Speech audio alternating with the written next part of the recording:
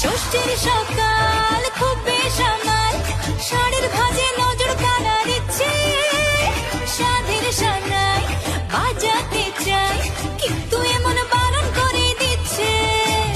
শব্দ মিটার ইচ্ছে দেদার, ফুচকা খাবার বন্দি পেটে আটলো, সাজতে লাগে অনেক সময়, ইচ্ছে আমার বড্ড ভাগার খাটলো। তুমি আমি অনষ্টমী প্যান্ডেলেরা, একটু ভাঙা সময় পেলে